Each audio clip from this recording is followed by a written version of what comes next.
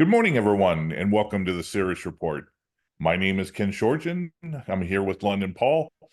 And Paul, there's been some interesting geopolitical events that have taken place in the South China Sea. Most of them have really been not as hyperbolic as some of the media, and especially the alternative media, have been trying to push, namely ballistic missiles going to Japan, the ASEAN groups having joint military um, uh, exercises in the South China Sea.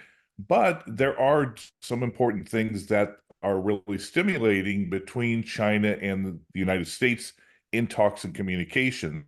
And of course, we're going to go ahead and expand on some of that. Anyway, Paul, I want to thank you as always for being a part of the discussion, and good morning.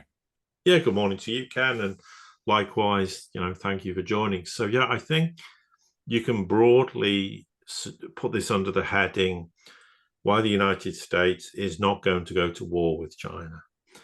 Because, and we'll start off by the basic fact that, first off, China isn't Russia and Taiwan is not Ukraine. Just look at the geographical location. Look at how Ukraine is landlocked to numerous NATO countries, so you can supply arms easily.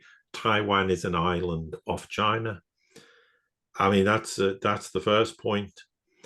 And look at the location of allies who may support China in a war, in inverted commas, between China and Taiwan. Who's going to support them? What, NATO countries? The United States? How is this even possible?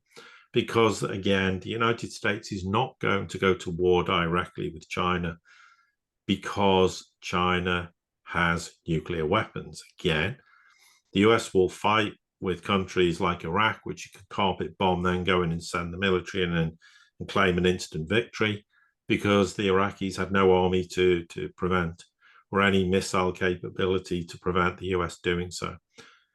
China has not just nuclear weapons, but hypersonic missiles and technology that's almost on par, or is on par, with the Russians. And okay, whether they're capable of fighting a ground war is an entirely different matter. But does anyone seriously imagine the United States is going to have a ground war with the Chinese when the Chinese army is enormous? And how are they going to get them there? It's just not reality. Rather, like the US going to war with Russia is not reality, because it crosses red lines that would start World War III, which no one wants to happen, even though every other headline in the alt media is World War III is happening tomorrow. It's not going to happen, because it's not just mutually assured destruction. It's far worse than that.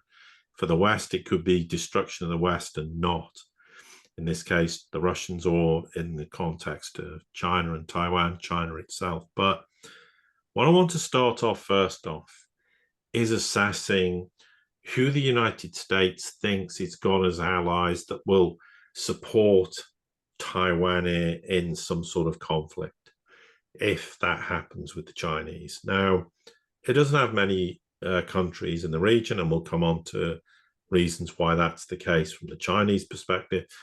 But realistically, it has a quad alliance. That includes Japan, South Korea, and India. And then you have AUKUS, which is Australia, the UK, and the US. Now, Australia's thousands and thousands of miles from China, and it's going to get some nuclear submarines in about 10 years. It's never going to want to have some direct conflict with China. It's rebuilding its relations with China because it realizes how dependent it is to have import-export market with them. Does India seriously want to have a conflict with China? It has disagreements with them, but it's trying to grow trade with it. It's trying to resolve its border disputes, as we've said in previous podcasts. So who does that leave? Japan and South Korea. I say, okay, you've got the Philippines to some extent, but even the Philippines is being caught up in some argy-bargy, for want of a better description, with the Chinese in the South China Sea. But they absolutely don't want to end up in a head-on confrontation with them, where China ends up at war with the Philippines. Absolutely not. Neither do the Japanese and the South Koreans. And there's a good point to make with regards to Japan, because there's a lot of statements that the United States wants to put all these missiles in Japan and point them at China. And of course, everyone goes, oh, that's because there's going to be a war with China. Well, no, it isn't. As ever, it's a question of terrifying Japan enough to say, well, China's a threat. Look at what they're doing in the South China Sea. You're our ally. We'll look after you, buy our weapons, and we'll protect you from a fictitious war that's never going to happen. That's all it is. It's selling arms and scaring countries enough to convince them you have to buy US arms. It's the same in Europe with regards to NATO countries. And where do NATO countries get 2/3 of their arms from and more? The United States. Who profits? The military-industrial complex. To what end? For a war that Europe's never going to fight with the Russians? Because if they did, Europe would cease to exist in 15 minutes? Absolutely not. So just because you hear these headlines, we have to assess what the reality is. And it's the same with South Korea. Yes, there's US military personnel. Now, there's been there for a while, or only a small amount. What are they going to do? Fight a war against the Chinese? Absolutely not. But again, it's, oh, you have to fear North Korea. You have to fear the Chinese. So you must have our missile. You must have our missile defense system. You must have all this capability to defend yourself. So you have to buy our technology to protect yourselves. And that's just the opposite side of the equation to the Chinese perspective. It's not as though the United States is going to create NATO in the Asia Pacific and have 20 countries all joining and taking a threatening stance against China. They're not going to fall for the same nonsense that European countries fell for post-World War II, that they had to be protected from the deadly enemy, the Russians, who were out to take Europe over and control it. And they're still trying to, of course, push that narrative and say Putin wants the Soviet Union 2.0, which the Russians don't want. And I think that's the initial point to make. If you're going to fight a war, but you don't want a proxy war, or you want a proxy war, who's going to help? And how are they going to help the Taiwanese? Because, again, it's an island. How is, let's say, the Philippines or the Japanese or the South Koreans going to actually get anywhere near Taiwan to support what? Support a war that, I mean, they're not going to put up any resistance like the Ukrainians did. If, for argument's sake, China was to invade tomorrow, the war's probably going to be over in a few days. But again, the United States wants China to go to war with Taiwan, not to have a war with China in the sense of a military war, but it's to have an economic war so they can justify sanctioning China into oblivion and destroying the Chinese economy. And they think ending multipolarity, it's exactly the same as Ukraine. It's not about a military war with Russia, but it's using an excuse. So Ukraine's the proxy, and then we can justify sanctions to crush Russia economically, financially, get rid of Putin, destroy the ruble, and then Russia will crawl back under the stone it came out from. It's the end of multipolarity, because without the Russians and the Chinese, there is no multipolarity as far as the United States is concerned. So it's the same MO. And that's the big difference. So all these statements about war with this and war with that is missing the point. It's just another excuse for the US to sell more arms. And frankly, after the Ukraine debacle, when all these game changers have proved to be useless, you have to ask the question, who would buy US arms anyway? Yeah, see, that's why it's really more a geopolitical, because it encompasses the financial, the economic, the military, as well as the overall aspect of what the multipolar world is about. And you see this with the ASEAN member states, because the article that you and I were using as a basis for this discussion, there's joint exercises between China and a number of nations. And it's not just in the South China Sea or the southern rim of Asia. It's also with Africa. You have the Chinese and the Vietnamese getting together. You have the Singapore and China. You have Cambodia and China, as well as Cambodia and Vietnam, all working together with a common purpose. And I think this is something that NATO really fell short of, especially after the Soviet Union fell, is NATO no longer had a mission. Their honest original mission was to protect against Soviet expansion.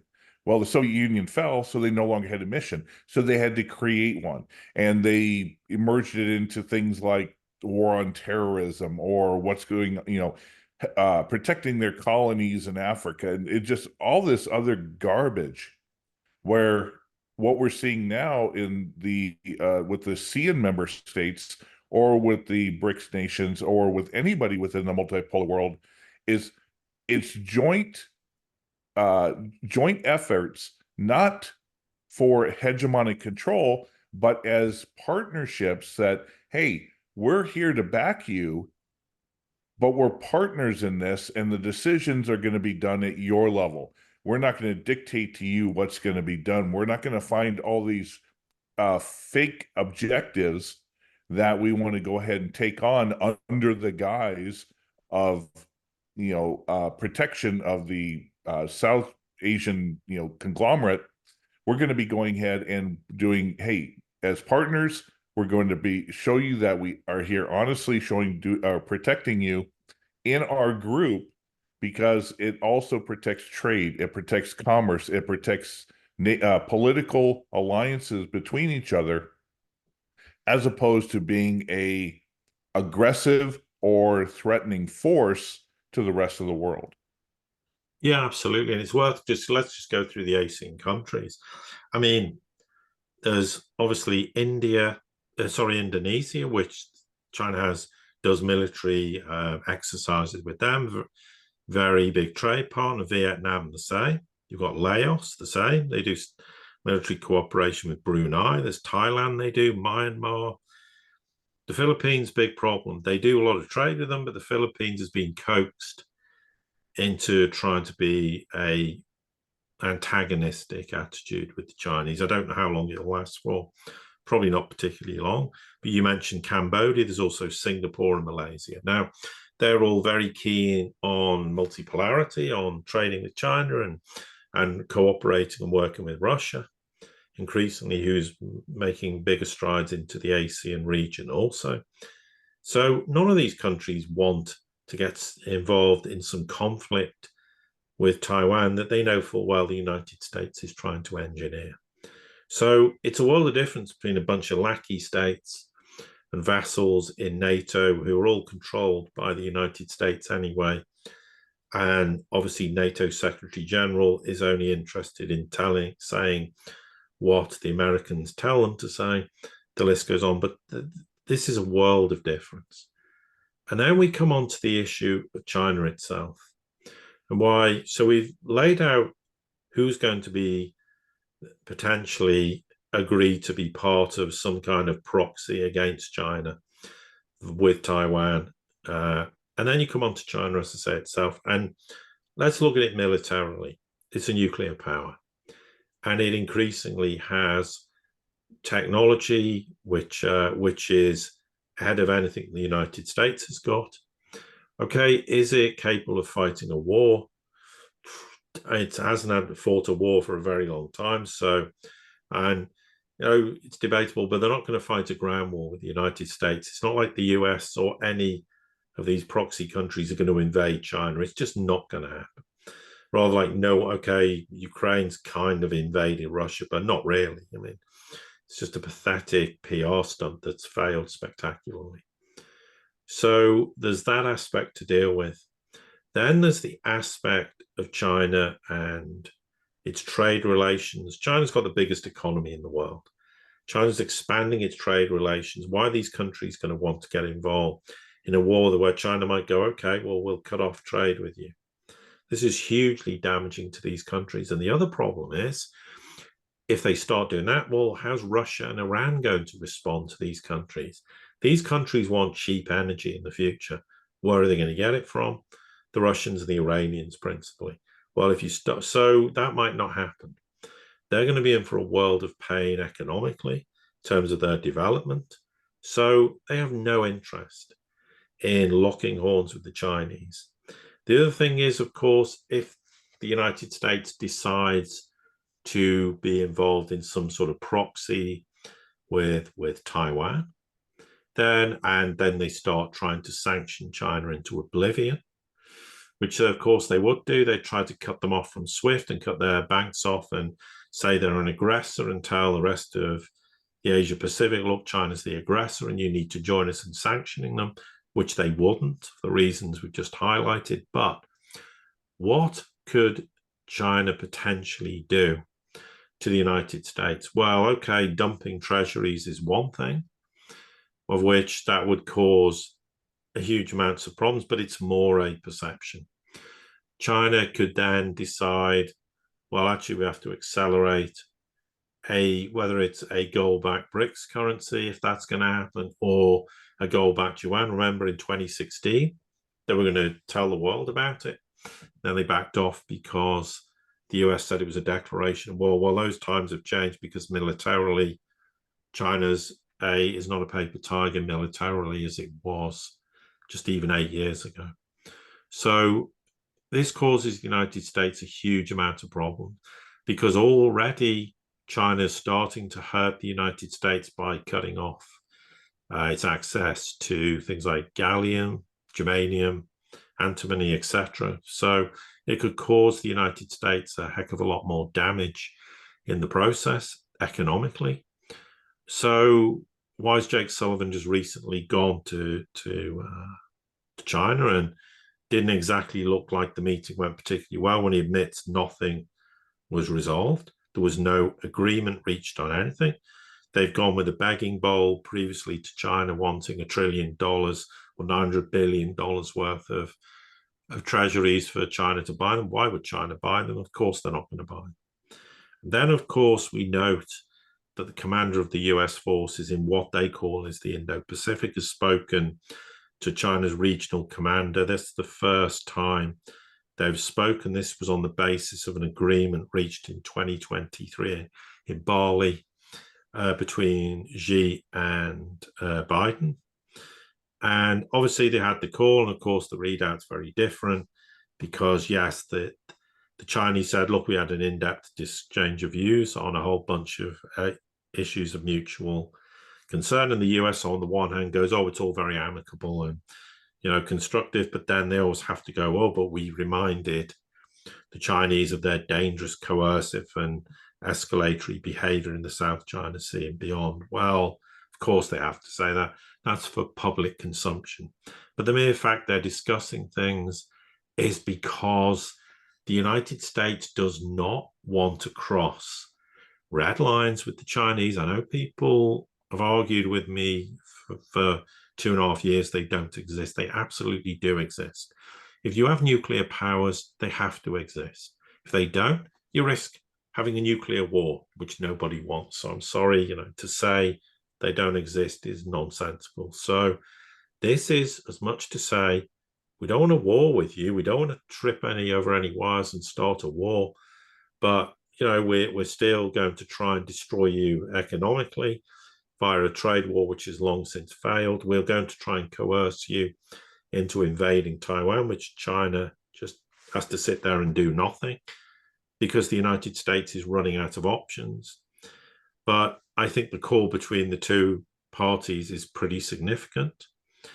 I mean, and therefore, the United States knows the military option's not a reality.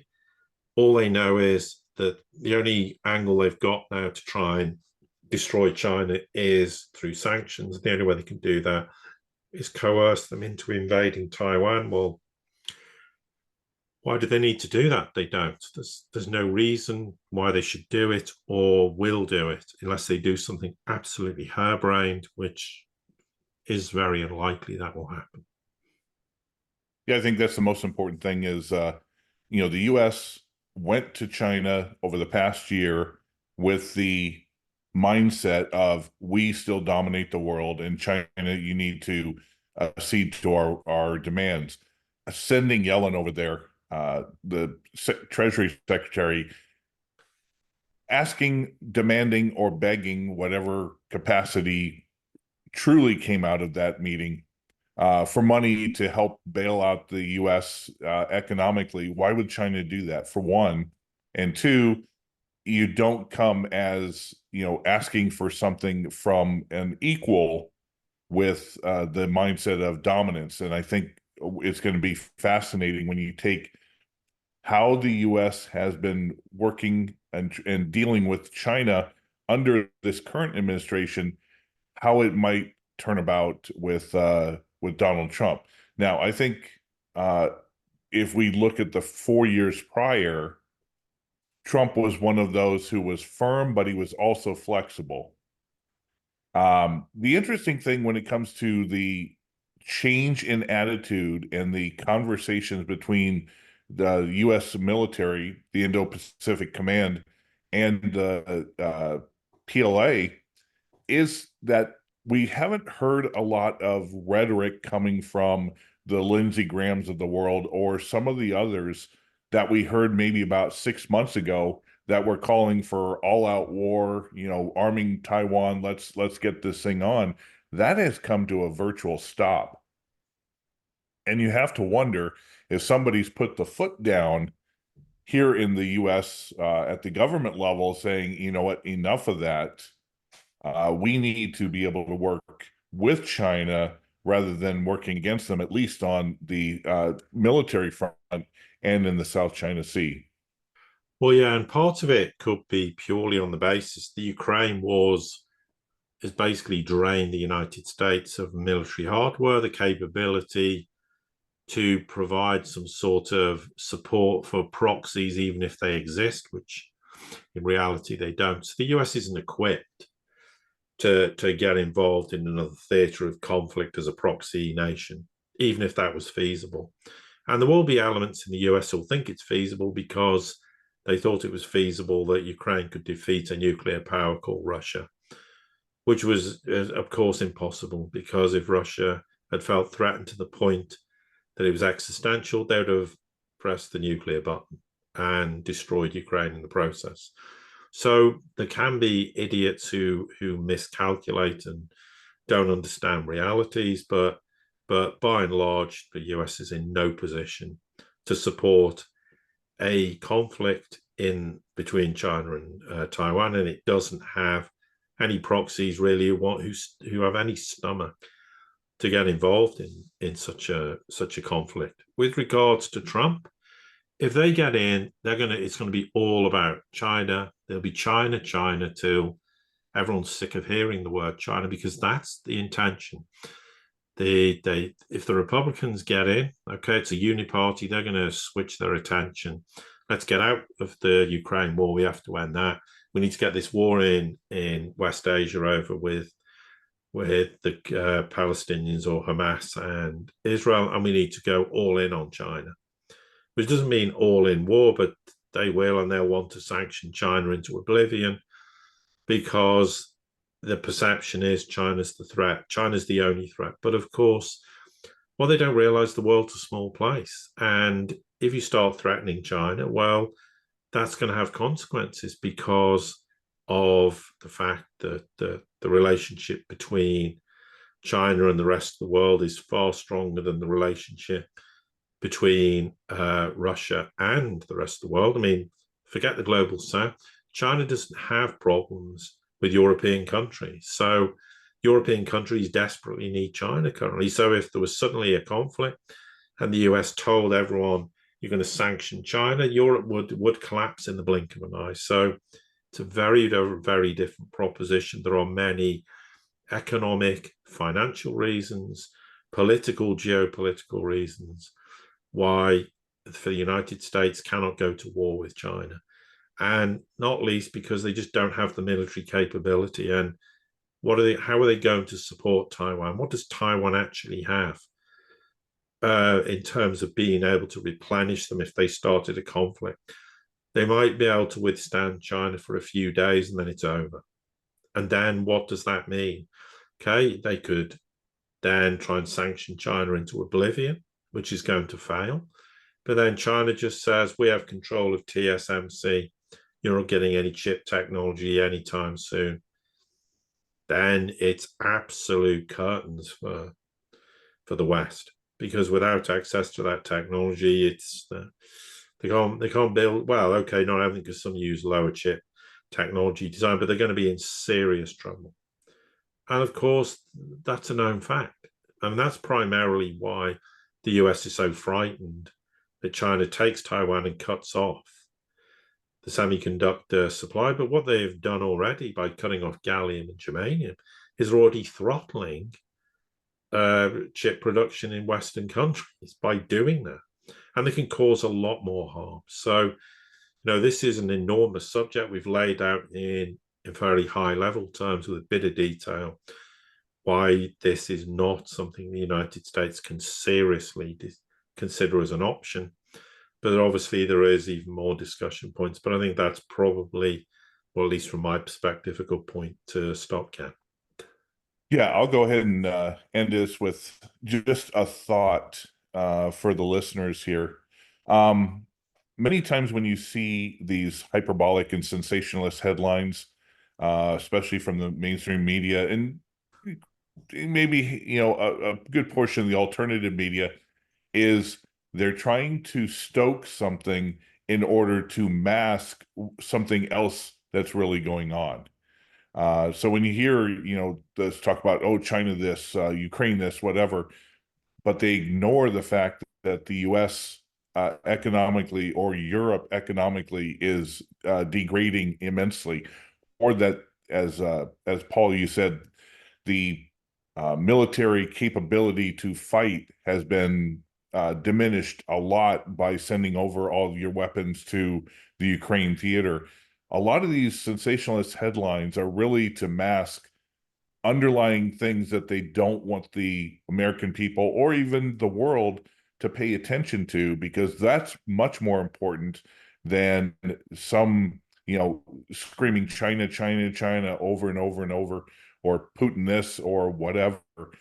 Those underlying things are going to be the things that you and I are going to try to piece out and find and report upon, rather than the hyperbolic statements that we get from most of the media. Anyway, Paul, Absolutely. I want to thank you as always for being a part of this great discussion. And likewise. And to everybody here in the Sirius Report community, thank you very much for coming and being part of our podcast. And don't forget to like, subscribe, comment, share this with anybody you think it's important. And until the next time we get together, have a great day.